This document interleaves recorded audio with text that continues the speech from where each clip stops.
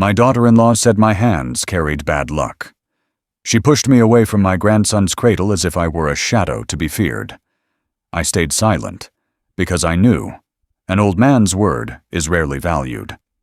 But when the baby needed something that couldn't be bought for any amount of money, it turned out that what could save his life was inside me.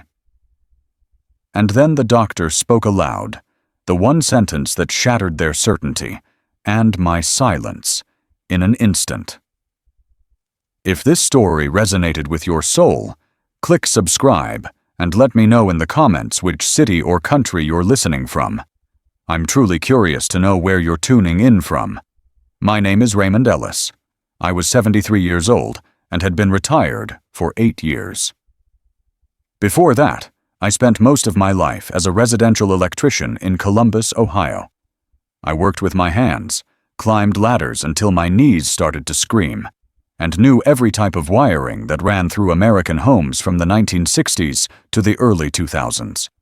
I didn't make much noise in the world, but I built it, room by room, outlet by outlet. I provided what others needed, but rarely noticed: light, warmth, power. And when I came home, there was always someone waiting. My wife, Marlene. She used to say that every man needs a room to put his hands down. For me, that was our house on Ashview Lane. We bought that home in 1976. It had terrible insulation, windows that moaned in the wind, and the kind of basement where rust never slept. But it was ours. We patched the roof together, painted the porch in August humidity, and built our life inside it with ordinary things. After she died, the walls echoed differently. Her voice had a rhythm, a softness that touched the edges of the furniture. After she was gone, even the chairs seemed brittle. I stopped using her side of the bed. I couldn't bring myself to move her hairbrush, still holding a few strands. I left it all, as though she might return to it. Grief is not dramatic. It's quiet, like a fan that never turns off. That spring, the news came. My daughter-in-law, Caitlin, gave birth to a baby boy. My son Aaron called to let me know. He said the delivery went fine, that the baby had strong lungs, and that Caitlin was recovering. His voice was a little distant, rushed. He didn't say much more than he had to. I congratulated him and asked when I could visit. He said they'd let me know. He said Caitlin's mother was already there, and the house was a bit crowded. I hung up the phone and stood in the kitchen, holding the receiver for longer than I should have. The cord twisted around my hand like a question. I didn't ask to move in. I didn't ask for anything at all. I just wanted to see my grandson, maybe hold him for a moment, smell that new baby scent that lives somewhere between milk and sleep. I wanted to feel like something of me had gone forward, past the end of Marlene, past the silence of the empty hallway. I went into the guest room, the room we had once hoped would be a nursery if we ever had a second child. That never happened. We lost the baby early, and after that Marlene didn't try again. I opened the closet and pulled out the small wooden cradle I'd built years ago. I had kept it covered with a quilt she made, one with little bears and moons stitched in navy and cream. The wood was still solid. The legs were steady. I had made it from pine boards I found at a local yard sale, planned and sanded them smooth until they felt like silk under my fingers. The cradle was meant to rock gently, side to side, almost like breathing. I took it out, set it in the living room, and sat down across from it. The room had no child in it, no laughter, no noise, just a cradle waiting for a name, waiting for a weight to make it useful again. I imagined what it might be like, to have the baby visit, to see his fingers curl around the edge of a blanket. I imagined taking a picture, maybe just one, of him lying there, safe in something my hands had shaped. I called Aaron again a few days later. He picked up after the third ring. I told him I had something I wanted to give them, something I made with care. He was polite, but I could hear hesitation. He said Caitlin had certain preferences about baby items, about what she considered safe and clean. I said I understood. I didn't press. I just said it was here, if they changed their minds. They didn't. Weeks passed. I drove by their house twice, both times slowly, never stopping. I saw the SUV in the driveway, a stroller folded near the porch. The blinds were drawn in the front room. I didn't want to intrude. I didn't want to be a burden. But the ache inside me grew deeper, not louder, just heavier. In the quiet of my own home, I sat with my memories. I thought of Aaron as a baby, how he once fit in the crook of my arm, how he cried like a siren when I tried to clip his nails. I remembered holding his bottle at midnight, one foot gently tapping the rocking chair into motion. That cradle had waited for another child, and now it waited again. Not for a stranger, but for my blood. The house felt wrong without him. A man's house shrinks when the future doesn't visit. My tools were organized, my yard mowed, my medications in their daily box. But none of it gave the shape of purpose. My phone didn't ring unless it was a spam call or a reminder from the pharmacy. The TV flickered soundlessly in the evenings, casting cold light on an armchair too large for one person. I tried not to think of Caitlin too much. We had never been close, but I never expected contempt. Maybe she thought I was unclean, a relic from a time she didn't admire. She came from a family that spoke of energy crystals and aura cleansing. Once at Thanksgiving, she told me I carried a dense vibration. I didn't know what that meant.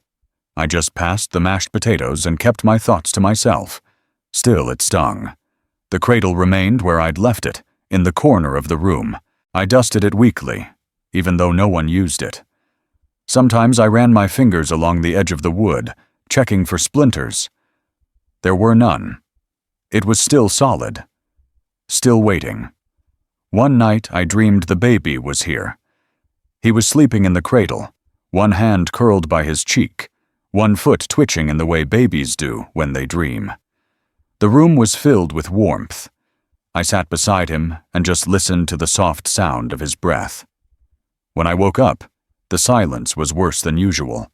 The dream had given me something real, something tangible, and waking had taken it away.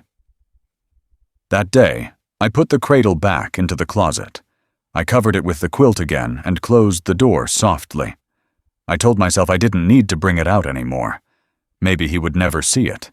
Maybe it would remain just a piece of wood, shaped by longing. But I didn't throw it away. I couldn't.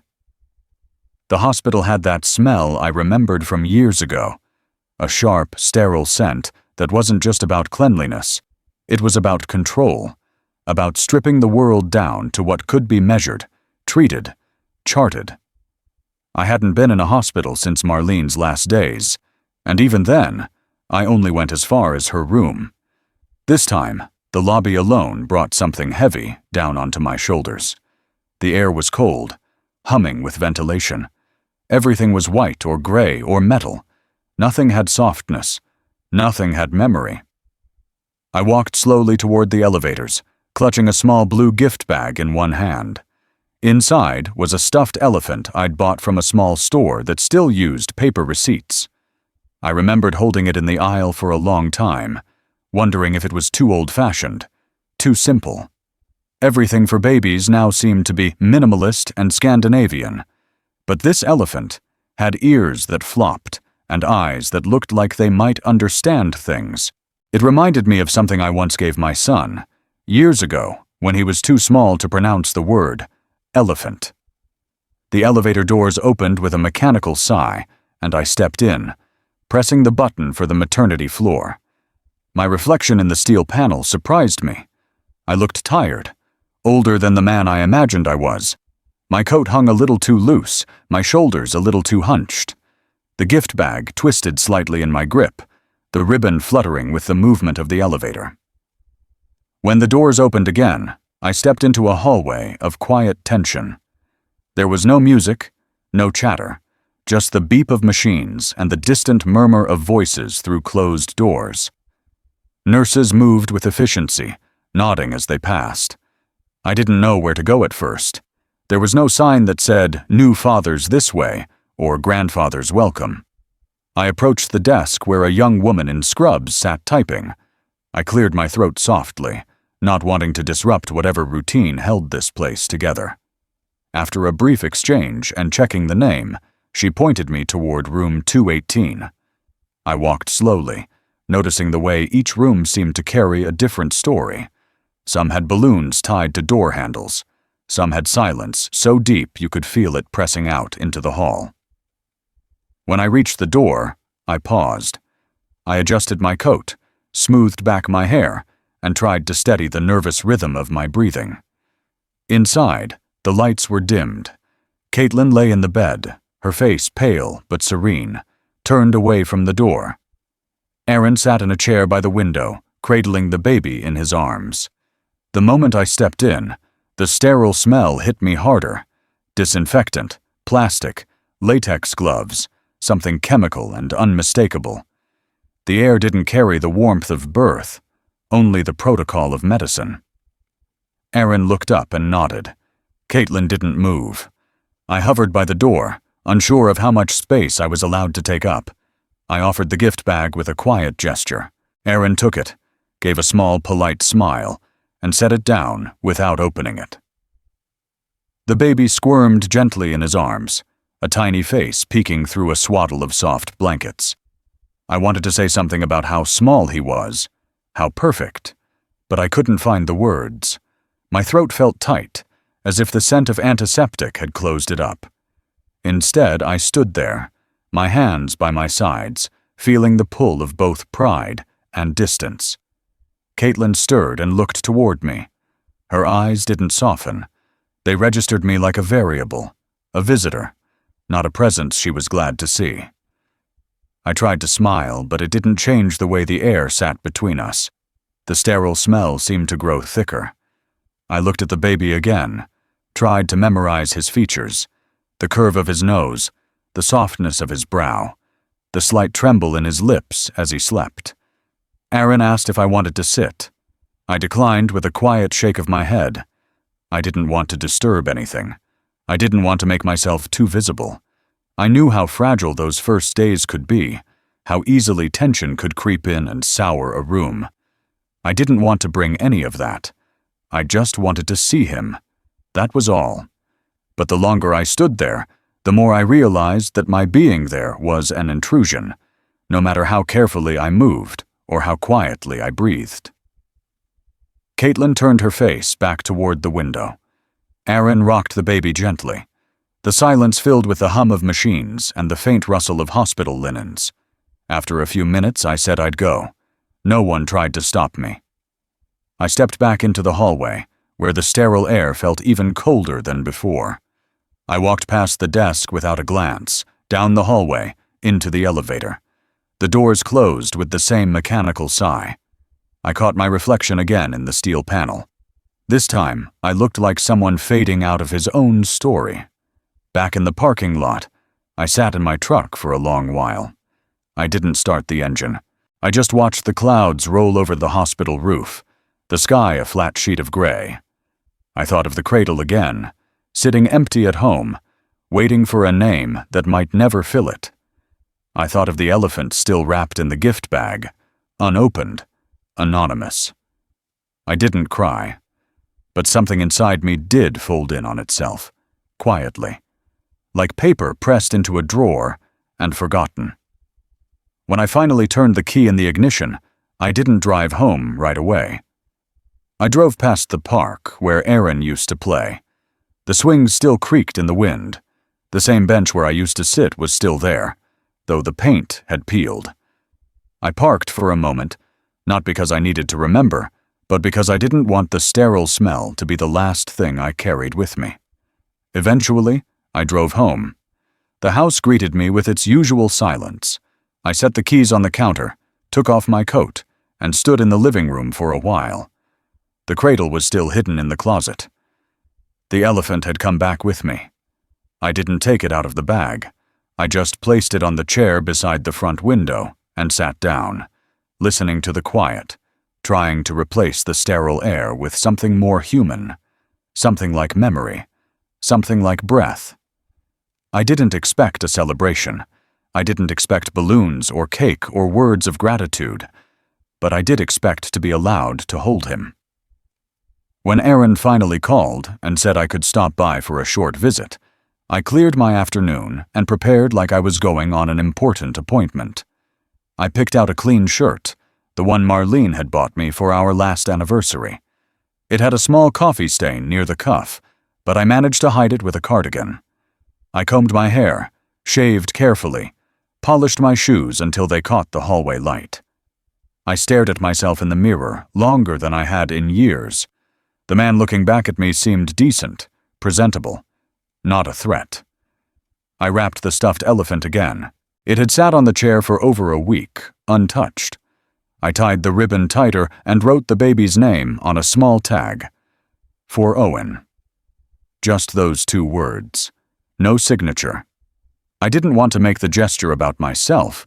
I only wanted to feel useful, maybe even cherished, if that word still applied to men like me. The drive to their home took less than 20 minutes, but every turn felt longer. I passed the gas station where Aaron once asked me how cars worked, the elementary school where he played his first violin recital, the corner diner where I used to buy him milkshakes on Saturdays. The streets held memories in every crack, every mailbox, every familiar awning. And yet none of those memories gave me the right to knock on their door without permission. When I arrived, I parked across the street. I sat in the car for a few minutes, watching the house. The blinds were half open. A toy hung from the front window, one of those spinning plastic suns with colored blades that turned in the wind. The grass was neatly trimmed. The porch had new railings. Everything looked settled. It was the kind of house where time had its own rules, where minutes didn't belong to outsiders. I approached slowly, gift in hand, feeling the cold air wrap around my ankles. The door opened before I could knock. Aaron smiled faintly, stepped aside, and let me in. He didn't say much, just a low, "Hey, Dad," as he closed the door behind me. The hallway smelled of lavender and baby powder, and somewhere under that, the faint trace of lemon-scented disinfectant. The house was quiet, the kind of quiet where you knew a baby had just fallen asleep or had been coaxed into stillness after hours of fussing. Caitlin stood near the couch, holding Owen in her arms. She didn't look up right away. When she did, her expression didn't shift. No warmth, no smile, just recognition, like acknowledging a delivery man with a package she didn't order. I stepped forward, slowly, cautiously. My hands itched to reach for him, to feel the weight of him. Not because I thought it would fix anything, but because I needed to know what it felt like to hold the future. My future. He was wrapped in a pale green blanket, his tiny face just visible, eyes closed in sleep, or maybe light dozing. I could hear his breath, soft and shallow. It took everything in me not to speak. I only held out my arms, gently, offering nothing more than an embrace. Just the crook of my elbow, steady and sure, a place I'd held my son before him, and my son's tiny toys, and later my wife's cooling hand when her fever climbed too high. But Caitlin turned, ever so slightly, angling her body away from me. It wasn't abrupt. It wasn't dramatic. It was mechanical, practiced, precise. A movement that communicated more than words could have. My arms froze mid-air. I held them there for a second too long, as if waiting for permission that would not come. Then I lowered them, slowly, and folded my hands in front of me, as though they were guilty of something. She shifted Owen to her other arm and adjusted the blanket around his face. Aaron watched quietly, then looked down. No one said anything. The silence didn't break. It settled. I sat on the edge of a nearby chair, unsure of where to place my feet, my eyes, my hands. The elephant sat in the bag at my feet like a small apology. Caitlin remained standing, bouncing Owen slightly, her gaze never quite meeting mine. I didn't know if she believed in curses or old superstitions, or if she just didn't like me. Maybe she thought age brought disease, or that men of my generation were tainted by roughness, by grief, by silence. Maybe she truly believed I would bring bad luck by holding him. Maybe in her world, I was a carrier of sadness, something that shouldn't touch what was new and untouched. I stared at my hands. I remembered every job I'd ever worked, every crawl space I'd wriggled through, every ceiling fan I'd installed, every outlet that shocked me into vigilance. My hands had built homes, repaired heaters in winter storms, lifted boxes heavier than I was supposed to. They had rocked Aaron when he was colicky, held Marlene's shoulders through contractions, tightened bolts on hospital beds for neighbors too proud to ask for help. But those same hands were not welcome here. Not in this house. Not with this child. Caitlin excused herself to another room without a word. Owen's tiny breath disappeared down the hallway. Aaron looked after her, then at me, then back at the floor. I didn't ask questions. I didn't ask why. I already knew the answer. It had been written in the angle of her shoulders, in the grip of her fingers, in the way she had shielded her child, not from harm, but from me. I stayed 10 more minutes. I complimented the curtains. I said the kitchen looked nice. I nodded at nothing in particular, smiled at a wall that had photos I wasn't in, and eventually stood up. Aaron followed me to the door. He didn't open it right away. For a moment, we both just stood there, side by side, like men standing at opposite ends of the same history. When he opened it, the air outside was sharp again. The wind had picked up.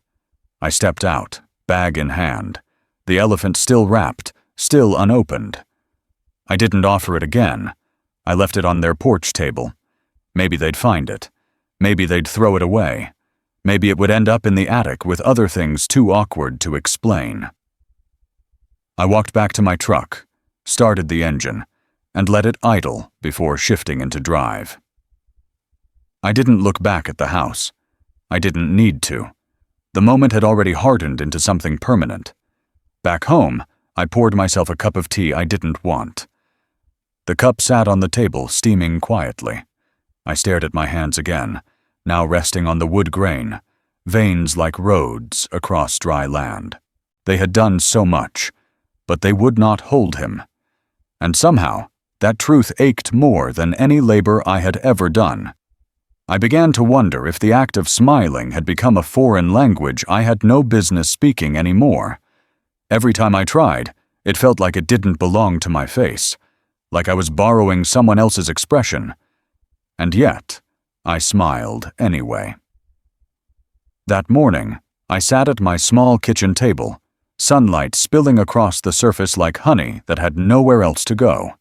The chair across from me was empty, like it always was. I had stopped setting 2 mugs out. I had stopped slicing fruit for a second plate. But sometimes I still placed the sugar bowl in the middle, even though I no longer took sugar. It wasn't about habit. It was about memory. I hadn't been invited back since my last visit. No calls, no updates. I had become a peripheral figure, someone acknowledged out of duty, not desire. I called once to ask how Owen was doing. Aaron's voice was cordial, clipped. "He's fine," he said. "Caitlin's been tired, but managing." He didn't ask me to come over. He didn't offer a date for a visit. I didn't push. I thanked him, told him to give the baby my love, and hung up. That phrase, "give him my love," tasted artificial as soon as I said it, like biting into wax fruit. A few days later, I found myself in front of the mirror again, not to shave or tidy up, but just to see if anything had changed. My hair was thinner, my eyebrows more wiry. The corners of my mouth naturally pulled downward now, as if sadness had taught my muscles new positions. Still, I forced a smile.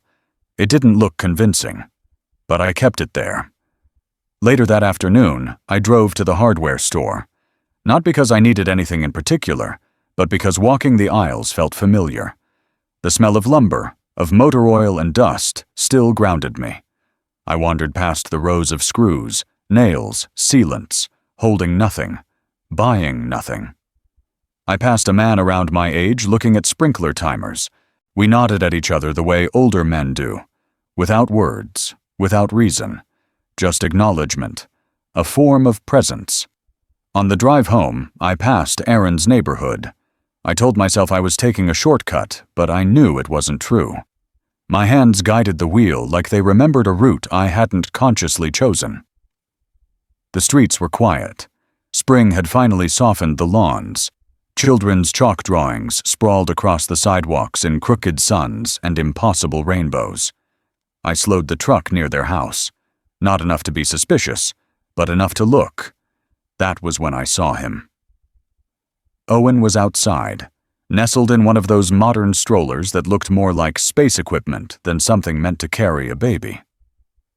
Caitlin sat on the porch, her phone in one hand, a bottle of water in the other. She wasn't looking at him. She was scrolling, absorbed in something beyond the real. But he was awake, eyes wide and scanning. I parked further down the street and walked back on foot, slow and casual.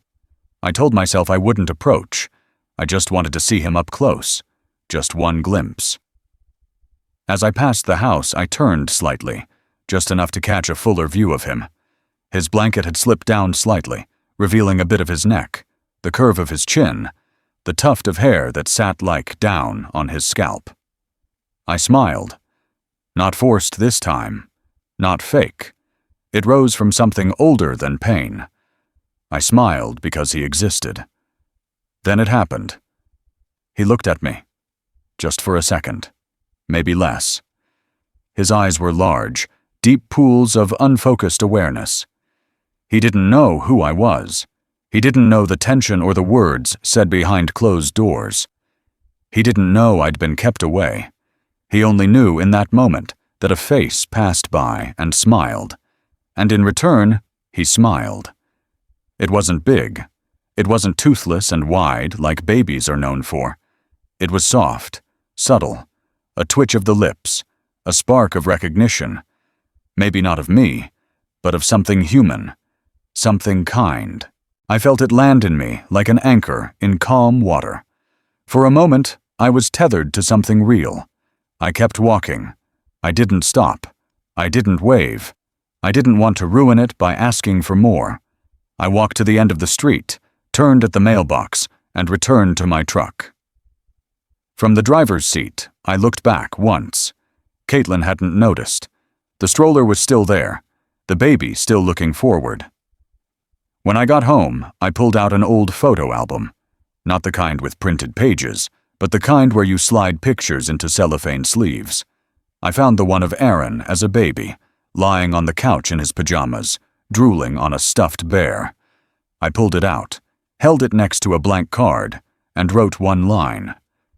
He smiled at me. I placed the photo and the card in an envelope and slid it into the drawer of my desk. I didn't address it. I didn't intend to send it. But I needed to preserve the moment, proof that I had existed in his world, even for a heartbeat. Later that night, I walked into the living room and sat by the window. The elephant still sat in its gift bag, the ribbon now slightly creased from time. I reached in, took it out, and placed it on the shelf above the fireplace.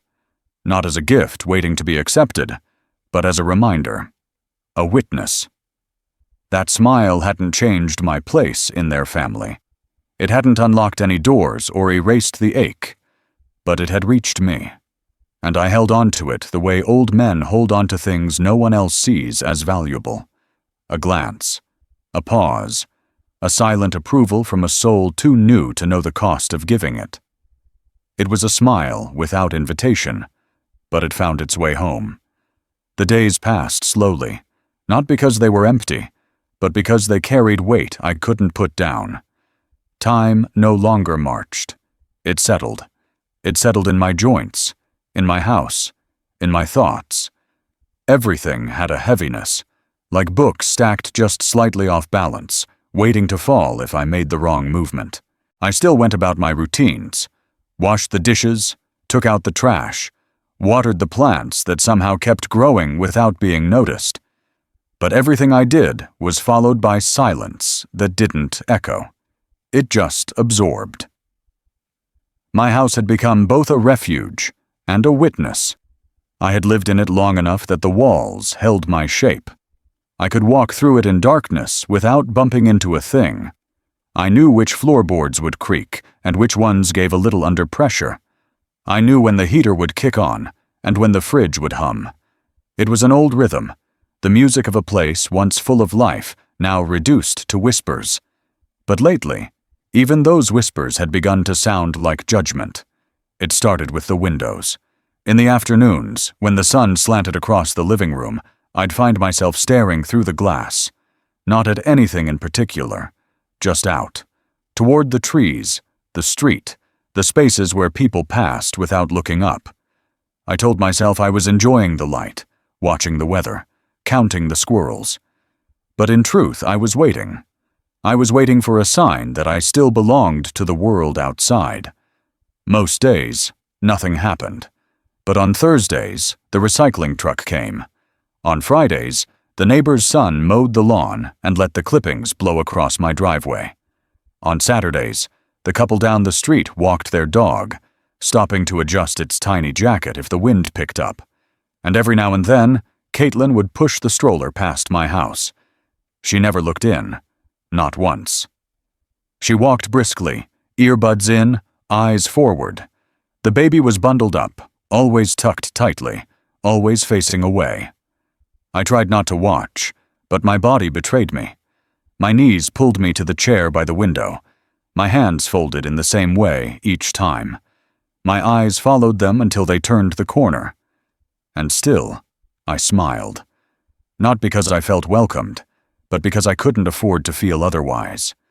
I smiled because if I didn't, I feared my face would forget how. I feared I would become one of those old men whose features hardened into disappointment. But inside, something began to curl inward. It started as a doubt and grew into a quiet despair. I began to believe that maybe I had already lived the parts of life that mattered.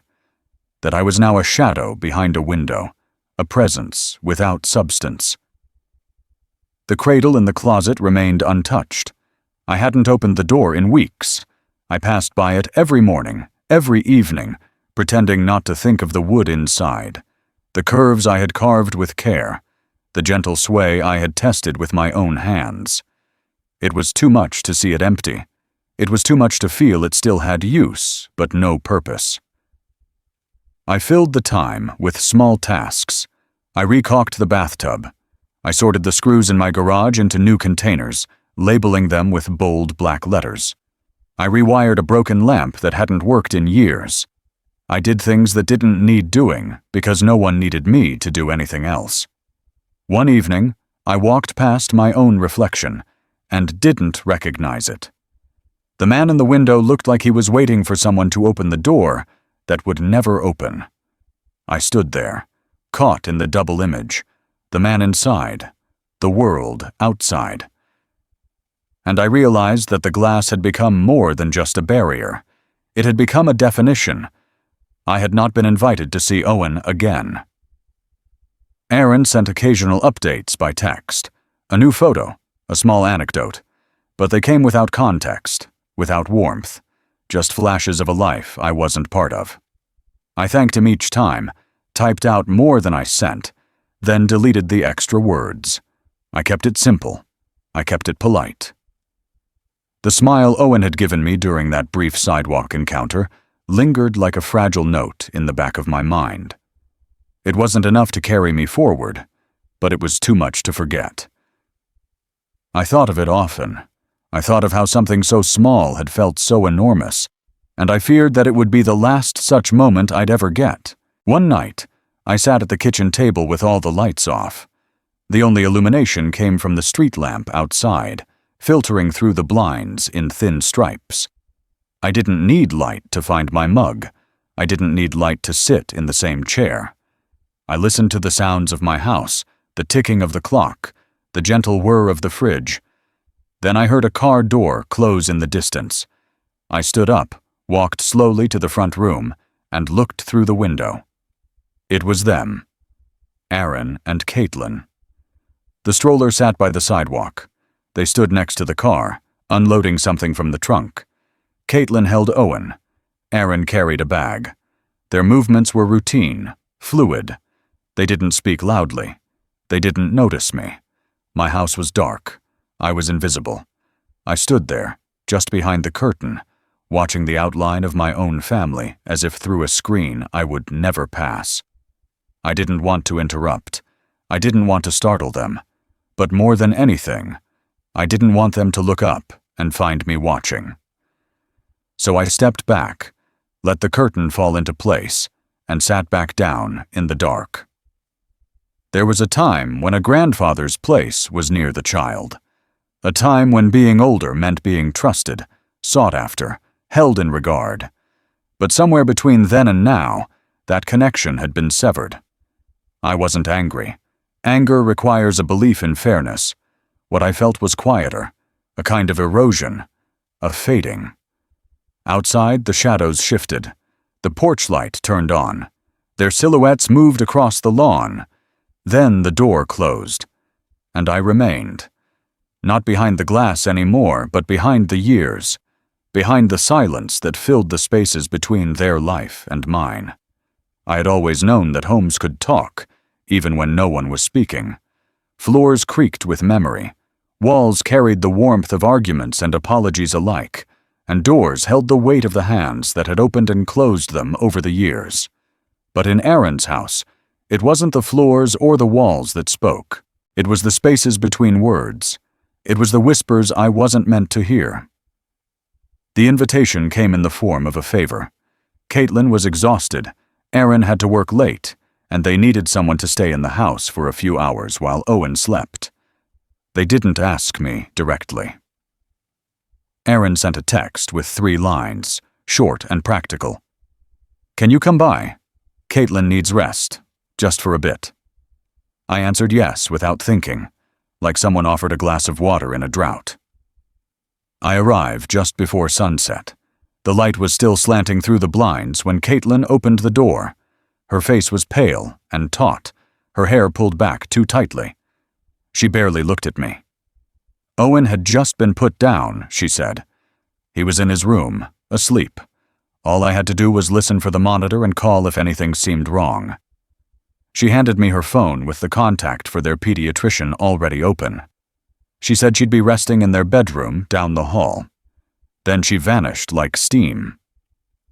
The house was quiet, except for the rhythmic click of the wall clock and the occasional rustle from outside. I stood in the living room for a few moments, unsure where I was allowed to exist. I didn't sit. I didn't turn on the television. I simply placed my coat on the back of a chair and waited. From where I stood, I could see the hallway that led to the bedrooms. The nursery door was slightly ajar, a sliver of darkness between its edges. The baby monitor sat on the side table, its small green light blinking softly like a heartbeat. I walked over, adjusted the angle slightly, and leaned closer to hear the static and faint breaths coming through. Owen was quiet, peaceful. I moved toward the kitchen, not to eat, but to fill a glass of water. The faucet squeaked when I turned it, and I winced at the sound. I drank slowly, letting the cold spread through me. As I stood there, I heard a voice, soft, tense, not directed toward me. It came from the hallway. I froze, glass still in hand. At first I thought Caitlin might be on the phone, but the tone wasn't the practiced rhythm of conversation. It was more like 2 people speaking in hushed urgency. I stepped back into the living room, careful not to make the floorboards protest. I couldn't make out the full sentences at first, just fragments, words caught in the throat of the house. "He's here again. I just needed sleep. Can't keep pretending. Feels wrong." I didn't move. I stood by the entryway, the soft glow of the monitor behind me, and let the words find me. They weren't for me. That much was clear, but they were about me. Of that I was certain. The voices continued, low and muffled. I recognized Aaron's. He must have arrived through the back door, or perhaps he'd never left. I hadn't heard a car. I hadn't heard the lock, just voices. Caitlin sounded tired, but not in the way of a new mother. Her voice had the fatigue of resentment, the exhaustion of carrying something longer than she wanted to. Doesn't know when to stop. He keeps watching, like he's waiting for something. I looked at my hands. They were steady, weathered, not shaking, not threatening.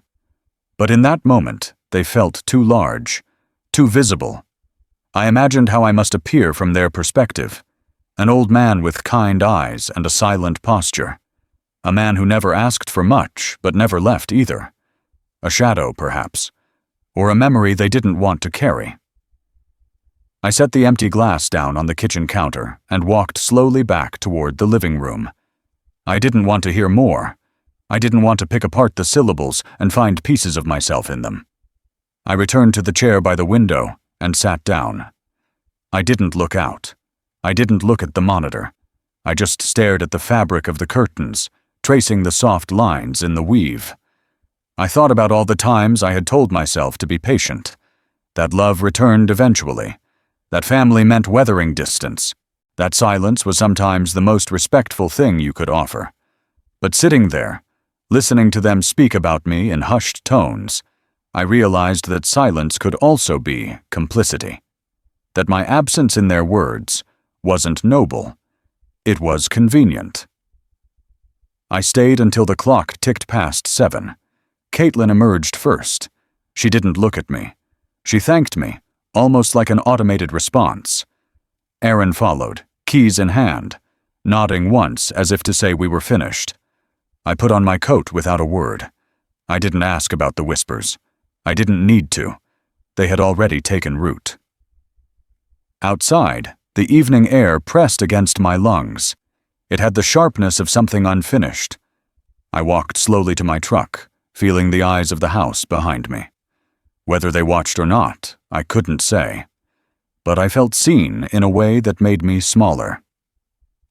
At home, I sat on the edge of my bed and untied my shoes like a man who had just returned from someplace much farther than a suburban street. I didn't turn on the light. I let the dark settle around me like dust. In that darkness, I thought of my father, of how I used to think he was distant and cold. But now I wondered how much of his silence had been fear, how much of it had been love misplaced. Maybe he too had listened to whispers in hallways and decided it was better to keep quiet than to make himself louder. I lay back against the pillows and stared at the ceiling. The house didn't whisper. It groaned softly with the wind, with age, with time. My eyes stayed open long into the night, not because I couldn't sleep, but because I wasn't sure if dreams were still something I had access to. And in the space between night and dawn, I finally understood that even when you're invited into the house, you can still be left in the hallway. It was just past midnight when I woke up, though I hadn't truly been asleep. Sleep had become a loose agreement with my body, an understanding that I would lie still in darkness, but my mind wouldn't make promises. That night, I had dozed in my chair again, a habit that had become more ritual than comfort. I never intended to fall asleep in it. I just sat down to think and stayed there too long. The television had gone dark on its own. The cup of tea I had poured sat untouched on the side table, now cold. The only sound in the house was the low hum of the refrigerator in the kitchen. I shifted, reached for the remote, and turned off the screen completely. The glow vanished, and the room became a quiet pool of shadows and waiting. That was when I heard the phone ring. It wasn't loud, just a soft buzz against the stillness, but it startled me enough that my heart picked up speed. I reached for it quickly, blinking at the screen. It was Aaron. Calls at midnight rarely bring good news. I answered with a quiet hello and heard his voice, flat, breathless, coated in something that wasn't panic, but close enough to set every nerve in my body on alert. He said Owen had been breathing strangely, that his color didn't look right, that Caitlin was already in the car with him, heading to the emergency room. He asked if I could meet them there. I didn't ask questions. I said yes, and hung up. My hands moved before my thoughts did. I grabbed my coat, my keys, my wallet. I didn't bother to comb my hair or check the mirror. I was already halfway to the truck before I realized I was still wearing slippers. I didn't go back inside. The night air was sharp, windless. My breath fogged the windshield before the defroster kicked in. The truck's engine stuttered for a second before catching. Headlights cut through the dark as I pulled out of the driveway and turned toward the hospital. The roads were empty. Every red light felt like a threat. I kept my hands tight on the wheel, knuckles white, body rigid. My mind kept replaying Aaron's voice, muted, tense, filled with the strain of helplessness. I thought of the times Marlene had gotten up at night when Aaron was sick, how she used to hum to him as she sat beside his crib, even when he was too young to understand the melody. I remembered the way she used to press her hand to his chest, counting the rise and fall of his breath like it was the only truth in the world. By the time I reached the hospital, my back ached from the grip I'd held on the steering wheel. I parked in the first open spot I saw and walked quickly to the emergency entrance. The glass doors parted silently, and the sterile air rushed over me. Bright lights, chemical tang, white walls that seemed to narrow the deeper I went. They were already there. Caitlin sat hunched in a chair near the reception desk, her hands clutching a small blanket. Her hair was tangled, eyes hollow. Aaron stood nearby, speaking to a nurse. He spotted me and gave a quick nod. I didn't ask anything. I just walked toward them and sat down. No one said much. After a few minutes, a nurse came and guided them through a set of doors. I stayed in the waiting area, staring at a spot on the floor where someone had once spilled coffee. The stain was faint, but permanent, like so many things in life. I folded my hands, let my fingers rest against each other, and waited. Minutes passed, like hours. The television in the corner played a muted infomercial. A young couple walked in and whispered to the receptionist. A janitor wheeled a mop bucket past me, the scent of ammonia trailing behind. None of it felt real. Eventually, Aaron returned. He said they were running tests.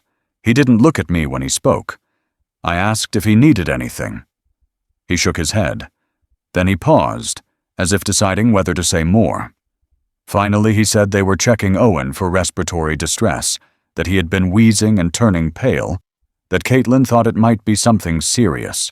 I wanted to say that newborns often had trouble adjusting to breathing in the world, that things like this were terrifying, but not always tragic. But I didn't say anything. I just nodded and sat back down. A doctor passed through the lobby, clipboard in hand. Another nurse called someone's name. The clock ticked. My chest felt like it was being gripped by something invisible. I rubbed my knees, one after the other, to keep them from stiffening. More time passed. Finally, Aaron came back again. His eyes were red. He said they needed to do a blood transfusion, that Owen had a rare condition, that it had to be quick, and they couldn't find a compatible match in the local registry. He looked at me then, for the first time, with something raw in his face. He didn't ask me. He didn't need to. I stood before he finished speaking. They took me into a small room. A nurse spoke to me about consent, about risk, about compatibility. I nodded through the words. I didn't need explanations. They ran a quick test. The results came back faster than I expected. A match. A perfect match. They cleaned my arm, tied a band around it, swabbed the skin, inserted the needle. I watched the blood leave me, dark, steady, purposeful. It filled a small bag hanging from a stand beside me. I didn't feel faint. I felt present, completely awake. As the blood flowed, I thought of nothing else. Not of how I had been pushed aside. Not of the distance, the cold rooms, the whispering behind doors. None of it mattered. Only this did. When it was over, they thanked me and told me to rest a bit. I sat there, arm bandaged, staring at the tube now coiled on the tray. My blood, separated from me, yet still me. Still capable. Still needed. Aaron came in a few minutes later. He didn't say anything. He just looked at me for a long time. Then he left again. I sat there alone until the nurse returned. She smiled faintly, told me the transfusion was underway. I asked how Owen was doing. She said it was early, but stable. She said he was strong. I closed my eyes and let out a breath I hadn't realized I was holding. In the hallway outside, I heard another whisper. But this one wasn't about me. It was life itself, rustling past the thin veil of uncertainty, reminding me that some things still flowed forward, even when you thought they had turned away. I sat in the corner of the hallway, across from the pediatric intensive care unit, in a chair that was too narrow for comfort. The vinyl cracked beneath me when I shifted, and the air smelled like bleach and recycled air, like the night would never leave this place. I had one of those hospital water cups in my hand, the kind with a built-in straw and a lid that always felt sticky, and it sat untouched, growing warm in my grip. I had already given my blood. They had already taken what they needed. There was nothing else for me to do except wait and listen. The hallway was long and sterile, punctuated by closed doors and over-polished tile that reflected the buzzing ceiling lights above. A man with a clipboard walked past twice. A nurse wheeled a machine that beeped softly and rolled like thunder in the silence. A young mother with tired eyes sat at the far end, staring into her phone like it might explain the world. We were all there in quiet suspension, held by the invisible threads of people we loved on the other side of the wall. I had never heard Owen cry. Not properly. Not the full-bodied wail that people say you can recognize from a mile away, as if it's wired into your blood. I had only seen photos. I had only witnessed that one moment on the sidewalk, his smile like a spark before a storm. But now my blood was inside him, circulating, moving, becoming part of him in a way no invitation could ever grant. That thought sat heavily in my chest, like a stone. Not grief, not pride. Something in between. Something like proof. Time passed. Or maybe it didn't. There were no windows in the hallway. Nothing to measure the difference between hours and seconds. Only the feeling in my legs told me I had been there a long time. I stretched them carefully, wincing as the stiffness cracked through my knees. My body was reminding me of its age again. And yet, inside that child, something ancient from me was running through something entirely new. Then the door opened. The doctor stepped out. He was young, not much older than Aaron, with a short white coat and glasses that he kept pushing up the bridge of his nose. His expression was composed but tired, like he'd been delivering sentences all night. He looked at me first. I didn't stand. I didn't need to. He walked toward me without rush, as though this moment was his last quiet one before moving to the next emergency. He stopped in front of me. His hands were clasped together at his waist, and he spoke softly. There was something in the way he measured his words, not like someone offering comfort, but someone offering facts. He said the transfusion had gone well, that Owen had stabilized, that the match had been exact. Unusually exact, he said, almost immediate in its compatibility. He explained the condition, how rare it was, how early symptoms often went unnoticed, how lucky they were to have caught it in time. He said that without the right blood type, without the precise cellular markers, the body could reject the transfusion or fail to respond quickly enough. But in this case, it hadn't. The boy had accepted the blood, like it had always belonged to him. I didn't say anything. My hands were pressed together on my lap. The cup was still in one of them, but I no longer felt it. He said more. He talked about next steps, observation periods, immune response. He used technical terms I didn't retain. They floated past me like clouds with names I'd never learned. What I heard instead was something he hadn't said directly, something underneath all of it. My blood had saved the child.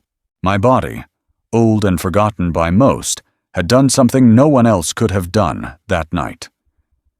He finished by thanking me, professionally, kindly. Then he turned and walked down the hallway to another room, to another family, to another moment where life hung in the balance. I sat there, the sound of his voice echoing, not the words, but the tone, the certainty. It was the kind of voice that ended doubt, not through persuasion, through clarity. And suddenly, I remembered the first time I had heard a voice like that. Years ago, when Marlene was in labor with Aaron, the doctor had been a woman, middle-aged, no nonsense. She had spoken to me directly in the delivery room, telling me that my wife was strong, that everything was progressing. I had believed her instantly, not because I understood the medicine, but because I recognized the weight of truth when spoken plainly. Tonight had that same ring. I stood slowly, walking over to the windowless door that led to Owen's room. I didn't go inside.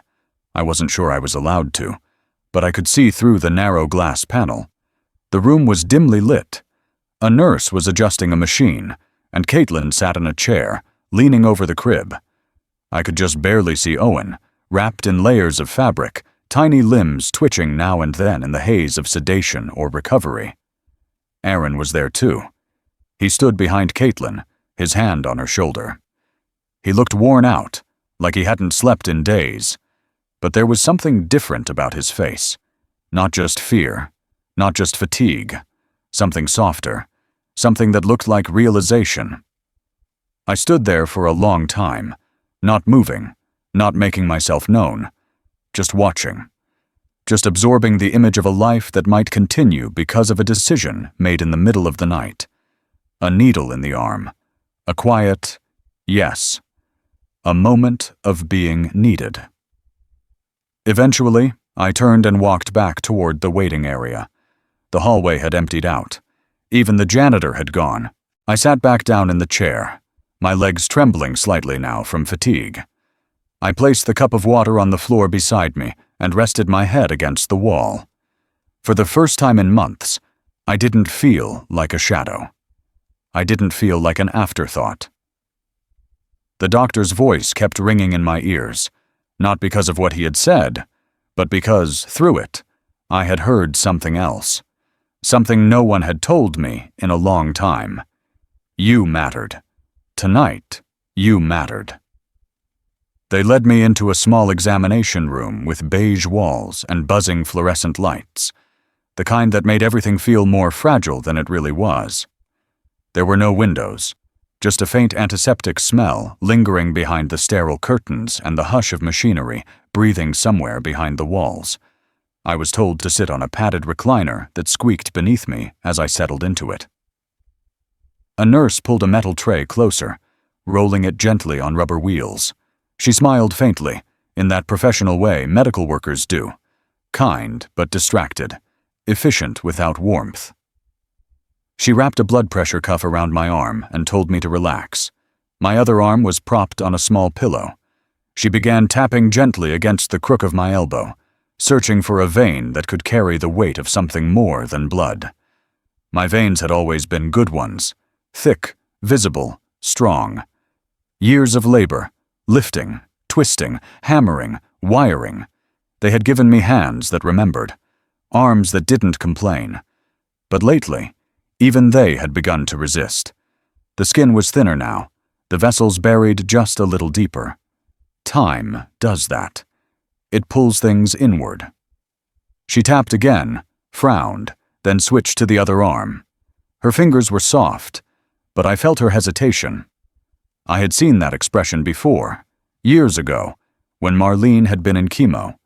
The nurse's gentle squint, the tiny shift of weight from one foot to the other, the way her breath caught ever so slightly before she said, "Let's try this one." I nodded silently. She tied the rubber tourniquet around my bicep, tight and high, and asked me to make a fist. I did. The muscles responded slower than I remembered, and the skin stretched tight across my knuckles. She dabbed alcohol onto the skin, brisk and cold. Then she picked up the needle. It was larger than I expected, or maybe everything just looked bigger when you were vulnerable. She warned me that there might be a pinch, but I had been pinched by worse things in life. The needle slid in, just barely, and then paused. She adjusted the angle, watched for blood, tilted it slightly again. Nothing. She withdrew gently and pressed a cotton ball against the site. I saw no frustration in her face, just resignation. She had done this many times before. She apologized softly and moved to the next site, just below. Another dab of alcohol, another poke, another adjustment. This time, it worked. A dark thread of blood slipped into the tube, winding its way slowly toward the collection bag that hung beside me. I felt the pull, a soft pressure inside my arm, a draining sensation that didn't hurt but reminded me that something important was leaving me. I watched it flow, dark and steady, without bubbles or hesitation. The nurse adjusted the clamp and smiled again. She told me to squeeze the rubber ball in my palm every few seconds. I obeyed, counting the rhythm silently in my head. 1 squeeze, 2, pause, repeat. With each pulse, more of me left my body. And yet I didn't feel smaller. I felt anchored, like each drop was proof of presence, proof that my life, my blood, still held weight. The chair reclined a little, and a warm blanket was draped over my legs. I hadn't realized I was cold until I felt the warmth. I settled into it, letting the rhythm of the process become a kind of meditation. I thought about veins then, about how they carry everything without recognition, how they do their work in silence, never praised, rarely seen, but always needed. I thought about how many years my veins had carried burdens I didn't speak aloud, financial stress, grief, disappointment, and lately, invisibility. I thought of how my heart had kept pumping, feeding them, sending out signals, even when the world around me had stopped looking. Now, that quiet river inside me had a destination. It was going into Owen, into his tiny new body that had no idea who I was, or what I had done, or what I had failed to do. It would carry oxygen to his cells, strength to his limbs. It would become part of him. Maybe in some microscopic way, he'd carry me forward, long after I was gone. The nurse checked on me periodically, nodding with approval at the flow rate. She asked if I was dizzy. I said no. She offered water, which I declined. I didn't want anything that might interrupt the stillness of this moment. My thoughts drifted again. I remembered the first time Aaron had fallen off his bike. He was 5, maybe 6. His knee was torn open, blood running down his shin, and he screamed like the world was ending. I had rushed to him, scooped him up, pressed a towel against the wound. He had cried against my chest, his breath hot and wet. I had carried him into the house, whispering that it would be okay, that blood was strong, that it always found a way to heal. He had believed me then. Now I was giving that same blood to his son, and no one had asked for a promise. No one had demanded a whisper of comfort, only action, only sacrifice, and that felt cleaner, more honest. The bag was half full when the nurse adjusted the needle again, checking the flow. I felt a slight sting, then numbness. She apologized again, more out of habit than necessity. I told her it was fine. She smiled and said, "You're doing great." I didn't answer. Words would have broken the spell. The room remained quiet, save for the soft rustle of her gloves, the occasional beep from a nearby monitor, the hum of ventilation. I looked at the ceiling tiles, counted them. I closed my eyes for a moment and listened to the sound of my own breath. When the bag was full, she clamped the line and gently withdrew the needle. I didn't flinch. She pressed another cotton ball to the wound, wrapped it tight with a strip of white tape. Then she labeled the bag, sealed it, and walked it out of the room. I sat there for a while, feeling both light and heavy. My arm ached faintly, and the skin where the needle had been felt warm. I didn't move. I didn't want to. The world outside the room could wait. Eventually, she returned and told me I could go, that they'd let me know how everything progressed, that I had done something important. I nodded, stood slowly, and reached for my coat. My hand trembled as I slipped it into the sleeve, not from weakness, but from the enormity of the moment. As I walked out into the hallway, the lights seemed less harsh. The floor beneath my feet felt more solid, and the air, though still sterile, carried the faint scent of meaning. It was a small room, a simple procedure, a quiet act, but in that space, my veins had finally spoken. And what they said was this: I was still part of something, still necessary, still alive. I waited alone in the corner of the dim recovery room, my coat draped over my lap like a shield I no longer needed. The transfusion was over, and they had already escorted me back from the small donor suite with polite words and a quiet sense of conclusion. But I didn't want to leave the hospital. Not yet. Something about the hallway's humming lights and low murmurs made me feel as though I had been folded into a moment bigger than myself, something I didn't want to break by stepping outside. They had given me a pass to sit quietly in the family waiting area. I didn't ask for it. A nurse simply touched my shoulder and said, "You can wait here if you like." I nodded. She brought me a cup of lukewarm coffee and left it on the table beside me. I didn't touch it. I was afraid that if I moved, even for that, I might miss something. From where I sat, I couldn't see the crib, but I could hear it. Through the open door to the neonatal room came the sound of machines, soft beeps, rhythmic puffs, and underneath it all, the faintest rise and fall of breath. Owen's breath. The kind that doesn't yet know how to hold itself steady. The kind that has just arrived in the world and is still learning what it means to stay. Each time the machine exhaled in sync with him, I listened closely, as though I could read his strength in the length of the silence between each inhale and exhale. His breathing was uneven, sometimes fast, sometimes shallow. Sometimes it stopped just long enough to make my chest tighten. Then it would return again, barely a whisper, as fragile as smoke in the cold. The world outside those glass doors had faded to irrelevance. Nothing mattered except those small gasps. I had never known how much could rest in something so light, so temporary. But every breath he took now felt like a conversation with existence, a negotiation, a fight.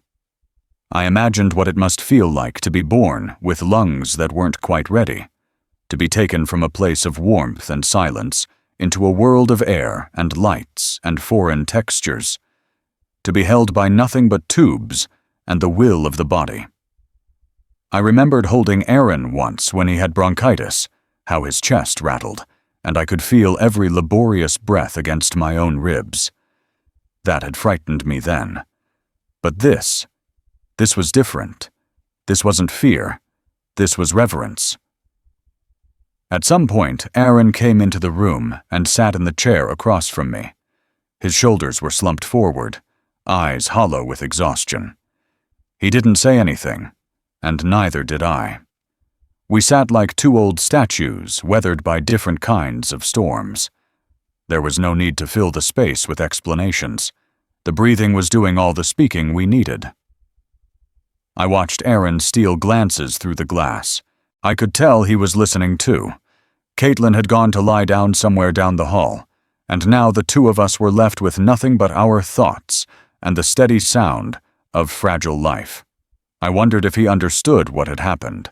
Not the science, not the procedure, but the weight of it, the unspoken transaction of giving what was once considered spent, and watching it take root somewhere new. A nurse came in and adjusted something in the room beyond the glass. I watched her hands move, gentle, certain, quick. She touched Owen's chest with the tips of her fingers, pressing lightly, checking something. His foot twitched. Then she nodded and left. The sound of his breathing changed just a little, more consistent, less staggered. Aaron noticed it too. I saw it in the way his hands unclenched from the fists they had been holding in his lap. His shoulders shifted upward, just barely. He leaned back into the chair and let out a long, quiet breath of his own. It was the first I'd heard from him all night. I turned my head again toward the sound of Owen's breath. I closed my eyes. I counted each rise and fall like it was a prayer. I didn't know if he would remember this night. Most people don't remember their first days, their first hours. But something in me believed that maybe, somewhere in his body, the memory would remain, not in thought, but in rhythm. That maybe, years from now, when he took a deep breath before doing something brave, a part of that strength would come from this very moment. I thought about my own first breath. I didn't know where I was when I took it. I didn't know who held me or what kind of world I was born into. But I knew that it carried me this far, that every breath since had been a gift extended on credit. Now, part of that credit had been passed down. I remembered a story Marlene once told me about a song her mother used to hum when she was small. It didn't have words. It was just a melody. But every time she was afraid, every time her breath caught in her chest, that melody would calm her. I imagined humming it now, softly, quietly, to the rhythm of Owen's breath, not aloud, just in my head, a lullaby for borrowed lungs. Outside, the sky had begun to turn blue. The first light of morning crept across the linoleum floor and made shadows of the chairs. The nurse came in again, this time with a chart in hand. She looked at Aaron, then at me, and smiled. "Still stable," she said. She didn't need to say more. Aaron stood and walked to the window, resting his palm on the glass. He looked smaller in that moment, like the boy I used to carry when he scraped his knees. He whispered something I couldn't hear, but I saw the look in his eyes. It was gratitude. It was fear. It was relief too large for language. I stayed seated, listening. The breathing didn't falter. It held steady, soft and sure, filling the room with its quiet percussion. It was fragile, yes, but it was there. Morning arrived without ceremony. The hospital didn't acknowledge it the way the world outside did. There was no bird song, no warmth spreading across kitchen tiles, no smell of coffee or toast. There was only the shift in light, the fluorescent bulbs now battling a soft gray dawn, pushing through the narrow windows near the ceiling. The hallway looked the same, but something in the air had changed. Lighter, somehow. Not joyful, not yet, but less heavy. The kind of lightness that follows a long storm and doesn't quite know what to do with itself. I was still sitting in the same chair. My body ached from it. My hip had stiffened. My lower back pulsed with a dull heat, and I had stretched my legs so many times I lost count. But I didn't leave. I didn't move unless someone needed to pass by. I drank half the coffee someone had left for me, and even though it was cold, it grounded me. Owen was still stable. That word, stable, had become something holy, not miraculous, just solid, just enough. I heard Aaron speaking in the hallway, not to me, but to someone else, one of the nurses. His voice carried further than he intended. I could tell he was trying to be quiet, but stress had worn down his filter. There was a crack in his composure now, and through it, things began to escape. I didn't mean to listen. I tried not to, but the words came through clearly, as if they were looking for me, as if they had been waiting too long in silence. He said they hadn't known about the condition. He said they had been told there was a small chance, something in the family line, something distant, but it didn't seem real. It didn't seem relevant. He said he was grateful the donor was a match, but even more stunned by how quickly it had all worked. And then he said my name. He said it in a way I hadn't heard in years, not casually, not dismissively, not the way people speak of someone who lingers too long at the table. He said I saved his son, not the doctors, not the hospital, not science. Me. He didn't say it as a declaration. He said it like a realization, like something he had been holding just behind his teeth all night, and finally let fall out. The nurse said something in response. I couldn't hear her words, but his voice returned again, quieter now, like he had turned away. He said he hadn't been fair. He said I had always been present, even when they hadn't made space for me. He said he didn't know how to fix that. Then the voices faded. The footsteps moved down the hallway, toward the far doors. I stayed in my chair, motionless. I hadn't realized how long I had gone without hearing my name spoken like that. With weight. With meaning. It had become something functional in recent years, something used by receptionists and pharmacists and strangers on the phone. But hearing it from him, here now, it was like being pulled back into the world from some dim corridor of forgetting. For years, I had watched from doorways. I had stood on the edges of photographs, stayed quiet in family gatherings, accepted a quiet seat at every table. I had made peace with that. Or I thought I had. But in that moment, with those words still echoing in my chest, I felt something shift inside me.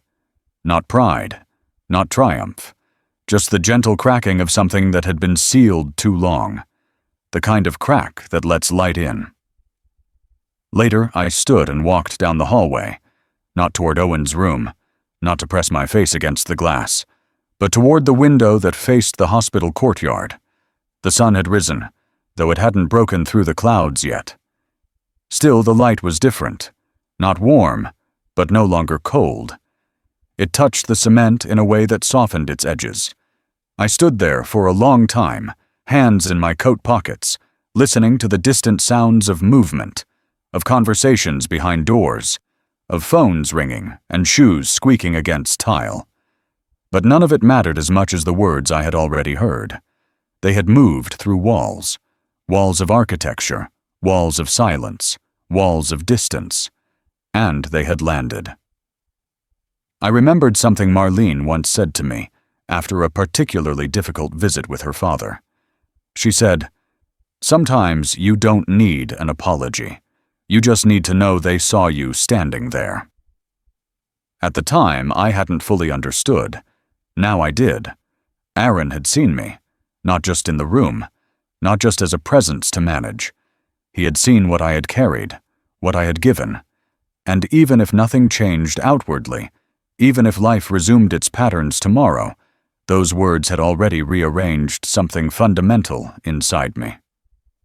I leaned my forehead lightly against the cool window glass and closed my eyes. Behind me, someone walked past and gently patted my shoulder. It might have been a nurse.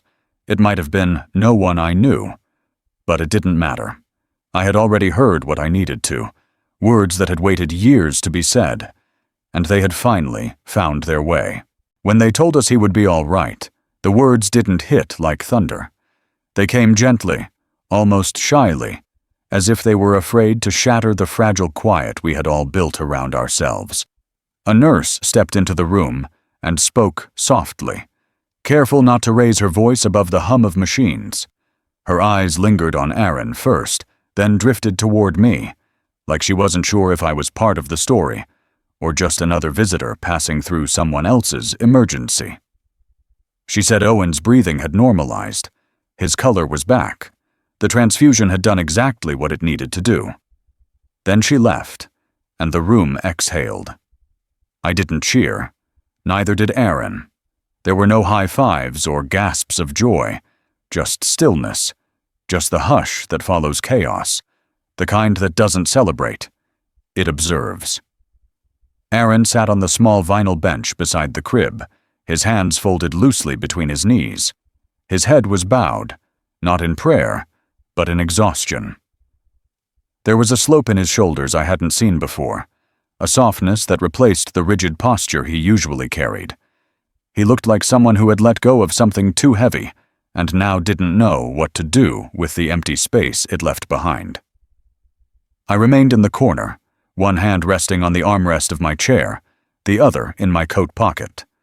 My legs were crossed, though I didn't remember crossing them. The chair creaked each time I shifted, so I tried not to move. Everything felt still, like the air had thickened slightly, like we were sitting in a room that had stopped spinning for just a moment. The storm had passed, but it had left behind a kind of silence that demanded something else entirely: patience. We didn't speak. There was no need.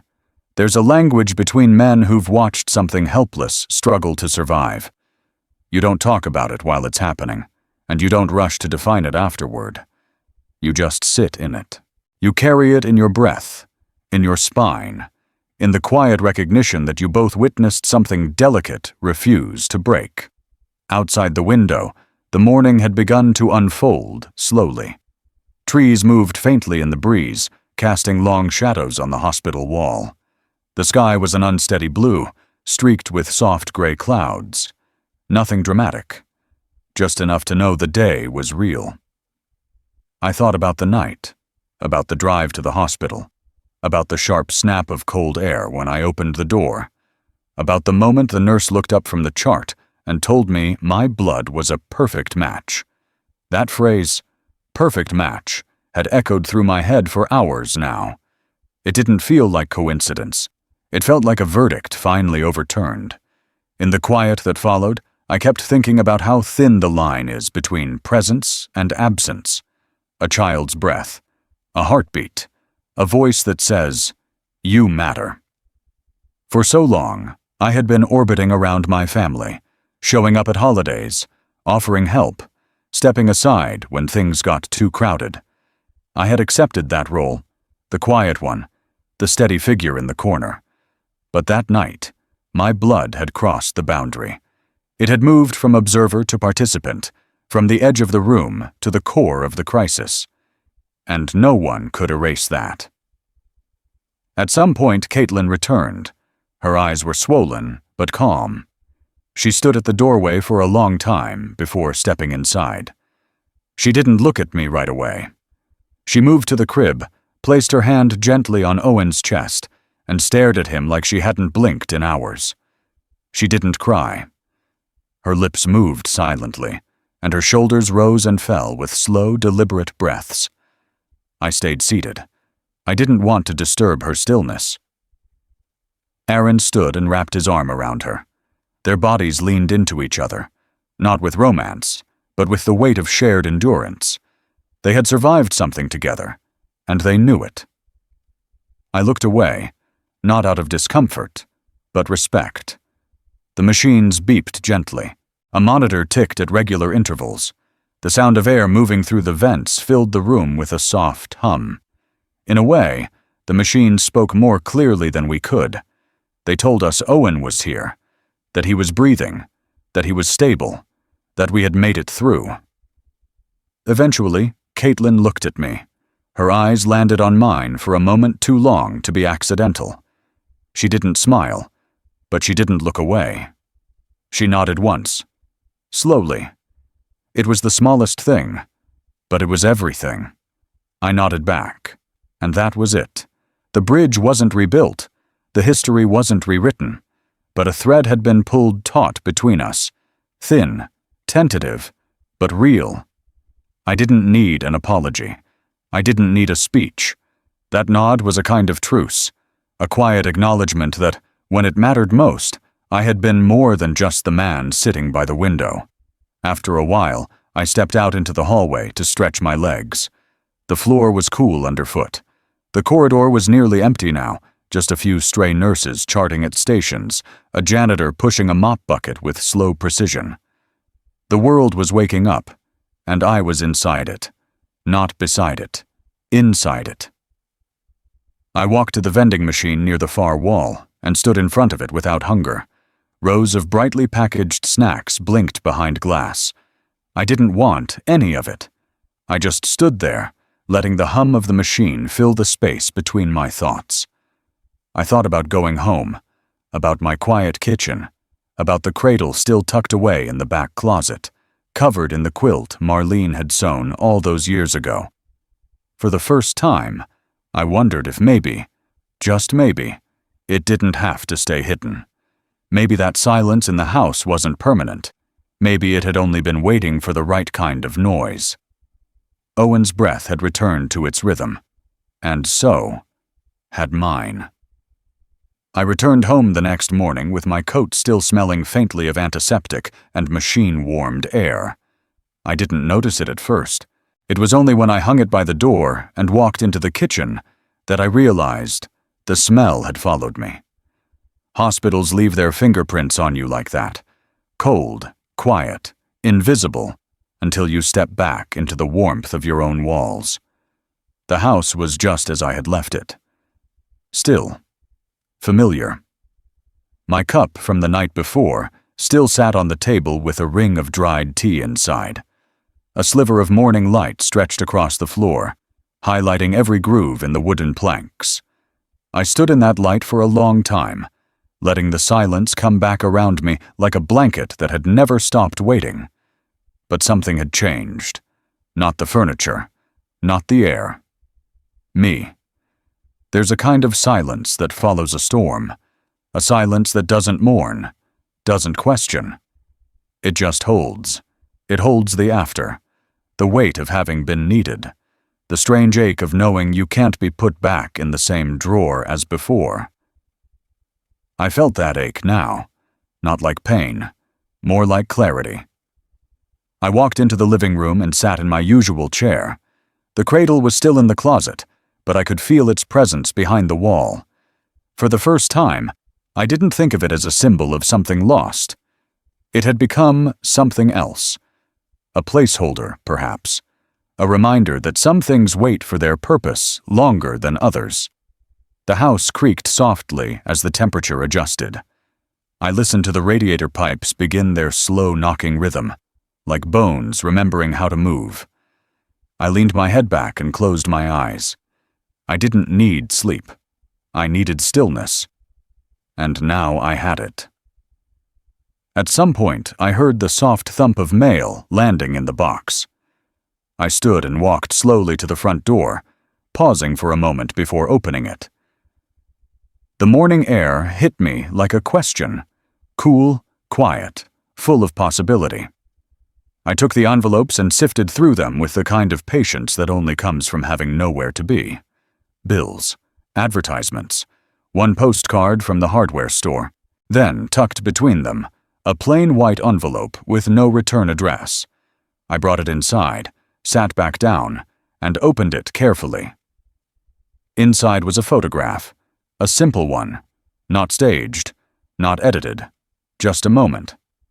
It was Owen, swaddled in a light blue blanket, his tiny fist resting against his cheek, his mouth half open in sleep. No tubes, no wires, just breath, life. A child at rest in a world he had barely begun to understand. There was no note, no signature. But I knew who had sent it. I placed the photo on the table and sat back again. The room seemed fuller now, as if the photograph had changed the air itself. I looked around, not to find anything, but to see the familiar with new eyes. And that's when I realized what this was. It wasn't redemption. It wasn't forgiveness or reconciliation. It was recognition. Quiet, deliberate recognition. And for a man like me, who had spent so long existing in the corners of rooms, whose name had so often gone unspoken, that recognition was everything. I didn't need applause. I didn't need fanfare.